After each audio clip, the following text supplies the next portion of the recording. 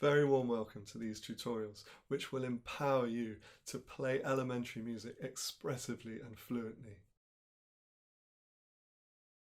Number one, to cultivate and maintain a deep personal connection with the music throughout all your practice activities. This is the cornerstone of fluent expressive playing, and leaving it out at any stage will negatively affect your outcomes. And number two, to play by ear as much as possible, to take the music off the page, as my American teacher Sophia Rossoff used to say, and to put it in your mind's ear for the direct expressive coordination that this produces. In each video in this playlist, I'll be offering 2 tips that prioritize these fundamental elements of fluent expressive playing.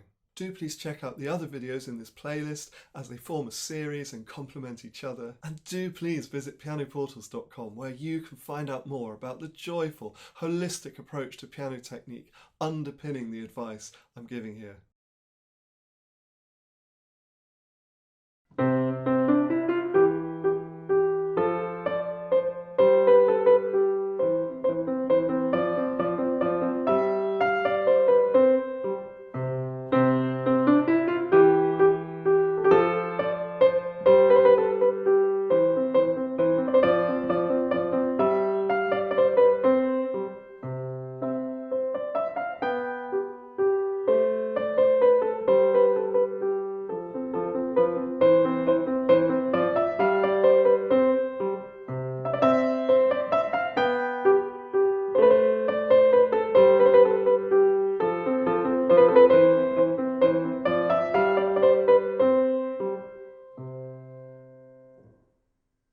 Please note that I'm demonstrating these activities having already grown to know and love the musical sounds of these pieces in detail. That's why I don't have the score in front of me, but I would of course start with the score or with a recording or with both if I don't actually know the music yet.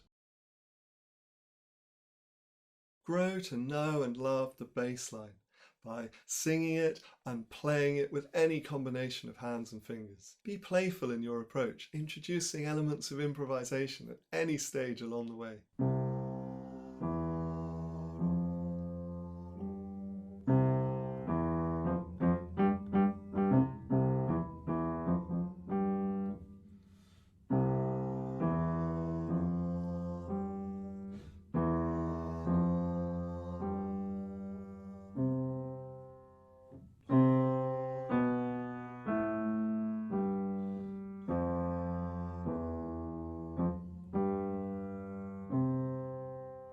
Sing or hum and grow to know and appreciate any aspect of the musical sounds, their rise and fall, any elements of rhythm or articulation, and allow them to speak to you.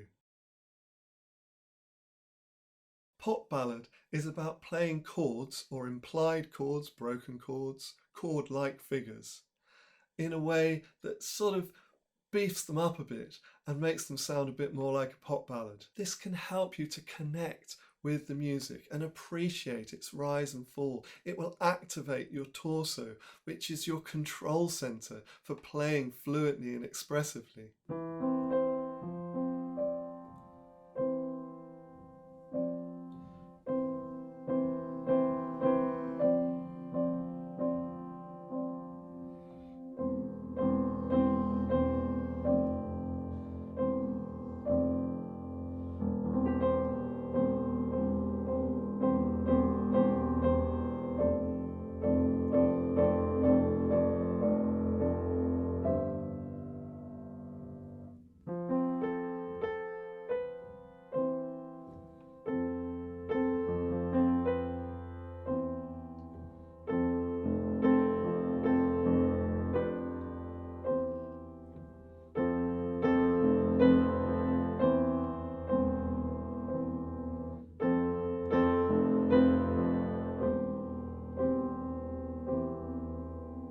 If you're actually going to do what I did sometimes and add implied or missing notes, that does require a process of working out what the implied chord is. For example, in bar 5, you've got an E, a C and a C, and we're in C major, and to all intents and purposes that's a C major chord.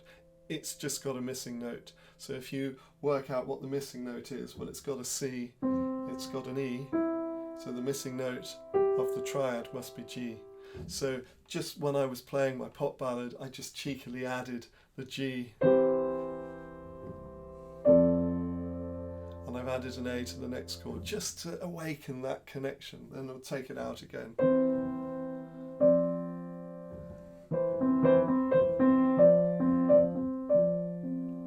Piano Portals is a truly holistic approach, and given that, I can only go so far into it with these little snippets of advice. In these tutorials, I'm starting where I would always recommend that you start, with principles 1 and 2 of 7 from Piano Portals, which is first, to connect deeply and personally with the music at all stages and throughout all activities, and number 2, to play by ear as much as possible. Piano Portals is about meeting you where you are, not doing a load of unnecessary activities for the sake of it, but becoming the expert over time on your own playing coordination, leaving things well alone if they're already working fine, but bringing your increasing self-awareness to elements of your coordination that may require freeing up or integrating further. So there may be subtle refinements in the rest of your playing coordination that could